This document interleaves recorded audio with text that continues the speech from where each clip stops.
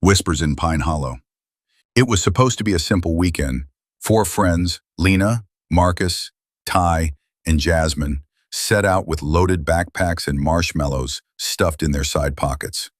The plan was to hike deep into Pine Hollow, a thick forest that stretched beyond the town's borders, camp by the river, and unplug from everything.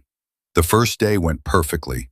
They set up camp under a ring of towering pines, cooked hot dogs over the fire, and shared ghost stories until the stars blinked awake.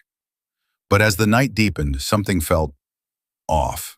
"Do you hear that?" Marcus asked, pausing mid-s'more. They all stopped, silence. Then a soft crunch of leaves. "Probably a deer," Jasmine said quickly, brushing it off. But her hand clutched her flashlight a little tighter. They tried to sleep, but around 2 a.m., Lena woke up to a sound like whispering.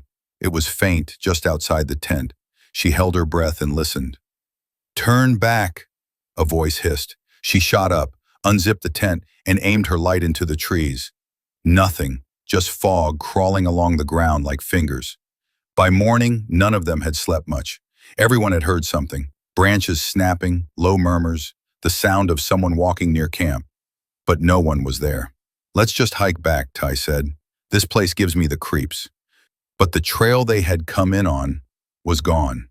No footprints, no broken branches, just endless trees stretching in every direction.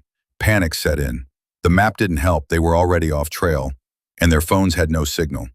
They started walking anyway, trying to retrace steps. Hours passed. The forest felt like it was shifting around them. Trees looked too similar. A rusted lantern hung from a branch with no path nearby. "Guys," Jasmine whispered, pointing.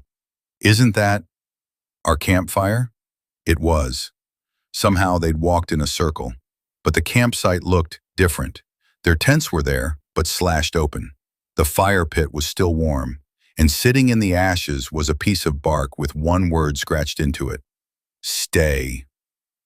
They never figured out what haunted Pine Hollow that night. Maybe it was just the forest playing tricks. Maybe not. But by dawn, they finally found their way out. They never went back, and they never talked about the whispers again.